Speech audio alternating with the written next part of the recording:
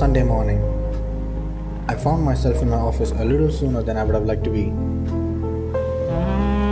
I really hate waking up on a Sunday morning, but when duty calls, you have no choice but to make yourself appear.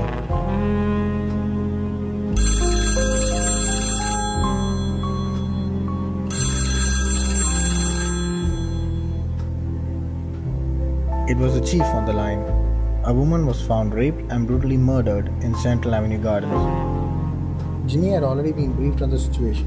The two of us left for the crime scene. Now that I think about it, Jimmy had joined our department only 3 years ago.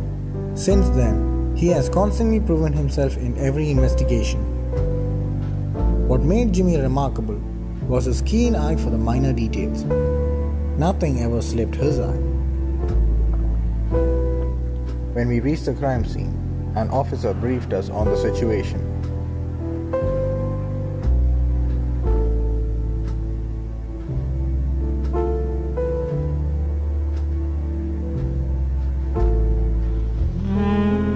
As I examined her right hand, I noticed that there were cuts and bruises all over her body. What was interesting was the fact that she had a ring on her left hand. It was removed forcibly. The skin on her ring finger was torn apart. The ring implied that she was either married or engaged to someone. Her face was horribly disfigured beyond recognition. It seemed as though she had her head smashed open with some blunt object. Luckily, we found a purse near the crime scene which had her name on a badge. Using her name, we were able to track down her husband. I recall Mr. James telling me that he had gone to watch that Star Wars movie, Darth Vader Strikes Back, with his friends. Something sounded fishy here, and when I asked him if his wife was having an affair, "What are you suggesting? You suggesting my wife's loose?" Now is not the time for you to be pushing me, mister. according to witnesses, James had an affair with Monica. We found her address and paid her a visit. I've seen the photo frame.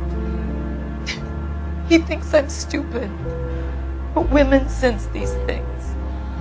I don't know if he intended to leave me or if it was just a fling. The way she was talking, she seemed innocent. As we left her house, we received a report from the forensics team that clearly stated that the tire marks on the crime scene matched James' car. We moved on to the neighbor for investigations. It was then that we learned that James was lying. He had never gone to the movies. The neighbors had heard him quarreling with his wife. I told you he was our guy. Now let's get this bum downtown and into a cell. Look, there he is now.